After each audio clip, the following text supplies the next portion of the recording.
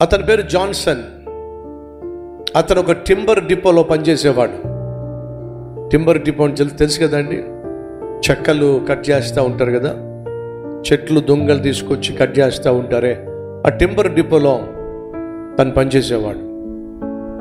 అదే తన జీవనోపాధి. వచ్చిన జీతంతోనే కుటుంబాన్ని, భార్య బిడ్డలను పోషించుకునేవాడు, కష్టపడి పనిచేసేవాడు. కానీ సడన్గా ఆ యజమాని అతన్ని పిలిచి చేతిలో ఓ లెటర్ పెట్టాడు. ప్రమోషన్ లెటర్ ఏమో, జీతం హైక్ చేస్తూ ఇస్తున్న లెటర్ ఏమో అని ఆశతో గబగబా తెరిచి చూస్తే, ఇక మీదట నీ సర్వీసెస్ మాకు అవసరం లేదు, నేను ఉద్యోగంలోంచి టెర్మినేట్ చేస్తున్నాము అని చెప్పి చేతిలో ఆ లెటర్ పెట్టారు. ఆ లెటర్ చదువుతున్నా జాన్సన్ చేతులు వణికిపోయినాయి.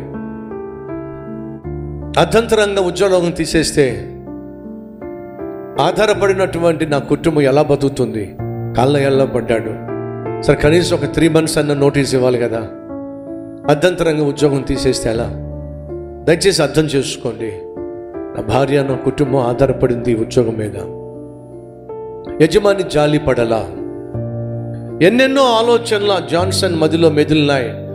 అంతకుముందు ఆ ఉద్యోగానికి వెళ్తున్నప్పుడు పరిగెట్టుకుంటూ వెళ్ళాడు, అక్కడి నుంచి ఇంటికి వెళ్తున్నప్పుడు కూడా సంతోషంగా ఇంటికి వెళ్ళాడు. కానీ 15 నిమిషాలు ఇంటికి వెళ్ళేవాడు, కాస్త ఇంటికి వెళ్ళడానికి 3-4 గంటలు పట్టింది. ఏంటండి, ఎప్పుడు టైంకి వచ్చేసి మీరు ఆలస్యంగా వచ్చారేమిటి? ఈ లెటరు చాలా బరువు అయింది కాబట్టి ఇంటికి రావడానికి ఆలస్యం అయింది. ఏంటి ఆ లెటరు? చూస్తే టెర్మినేషన్. ఏం చేయాలో నాకు అర్థం కావట్లా. భార్యాభర్త ఏం చేయాలో అర్థం కానప్పుడు వాళ్ళకి ఏం చేయాలో తెలుసు. భార్య చెప్పుంటుంది, ఏం చేయాలో తెలియనప్పుడు ఏదైనా చేయగలిగిన దేవుడు మనకున్నాడు కదండి, ఆయన దగ్గరికే వెళ్దాం అని చెప్పి ఇద్దరు కలిసి మోకరించారు. మోకరించి ప్రార్థన చేశారు. ప్రభువా, సడన్గా ఉద్యోగం నుంచి తీసేశారు. ఎక్కడి నుంచి చెప్పని కూడా చెప్పలేదయ్యా. దేవుడు చెప్పాడు, మీరున్న ఇంటి పక్కన స్థలం ఉంది కదా, ఆ స్థలంలో ఒక మోటల్ కట్టండి అని చెప్పాడు.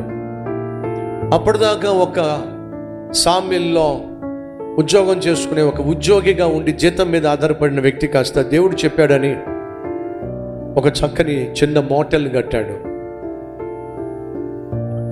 అది సక్సెస్ఫుల్గా నడిచింది. రెండోది కట్టాడు, అది సక్సెస్ఫుల్గా నడిచింది. మూడోది కట్టాడు, సక్సెస్ఫుల్గా నడిచింది. అదే సమయంలో ఈ హోటల్ బిజినెస్ని దేశవ్యాప్తంగా, ప్రపంచవ్యాప్తంగా చేస్తే బాగుంటుందని ఒక స్నేహితుడు విల్సన్ తనను సంప్రదించాడు. జాన్సన్, మోటల్స్ కట్టావుగా, ఈ హోటల్స్ బిజినెస్ని ప్రపంచవ్యాప్తంగా తీసుకెళ్లాలనుకుంటున్నాను. అది నా వల్ల కాదు, నీ వల్లే అవుతుంది. కాబట్టి నీకే ఈ బాధ్యత అప్పగిస్తున్నాను, నువ్వు నా ప్రాణ స్నేహితుడు కాబట్టి అని చెప్పి విల్సన్ జాన్సన్కి ఆ బాధ్యత అప్పగించాడు. జాన్సన్ అండ్ విల్సన్ వీళ్ళిద్దరూ కలిసి మోకరించి ప్రార్థన చేశారు. మనం శక్తి వంచన లేకుండా కష్టపడి పనిచేద్దాం, ఆ తర్వాత దేవుని మీదే ఆధారపడదాం, దేవుడు ఏం చేస్తాడో చూద్దాం. కలిసి ప్రార్థన చేసి స్టార్ట్ చేశారు హోటల్స్ బిజినెస్. దేవుడు ఎంతగా దీవించాడో తెలుసా హోటల్స్ని. ఆ హోటల్ ప్రపంచ నలుమూలలా ఎస్టాబ్లిష్ చేస్తున్నప్పుడు వాళ్ళిద్దరూ ఒక ఆలోచన చేశారు. ఏంటో తెలుసా అండి, మన జీవితాలను ఎంతగా దీవించింది దేవుడే. ఆ దేవుడు మనతో మాట్లాడింది తన వాక్యం ద్వారా. కాబట్టి మన ప్రతి హోటల్లో బైబిల్ ఉండాలి అని చెప్పి ప్రతి హోటల్ రూమ్లో బైబిల్ని ఖచ్చితంగా పెట్టారు. ఆ హోటల్ పేరేంటో తెలుసా? Holiday in. ప్రపంచంలో మీరు ఎక్కడికి వెళ్ళినా సరే హాలిడే ఇన్ అనే హోటల్స్ ఖచ్చితంగా కనిపిస్తాయి. మన హైదరాబాద్లో కూడా హాలిడే ఇన్ హోటల్ ఉంది.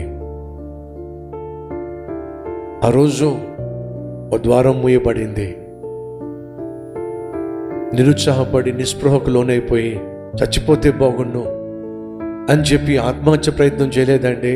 చెప్పా కదండి, మీ జీవితంలో ఏం చేయాలో అర్థం కానప్పుడు ఏదైనా చేయగలిగిన దేవుని దగ్గరికి వెళితే ఆయన ఎంత చేస్తాడో మీకు చూపిస్తాడో.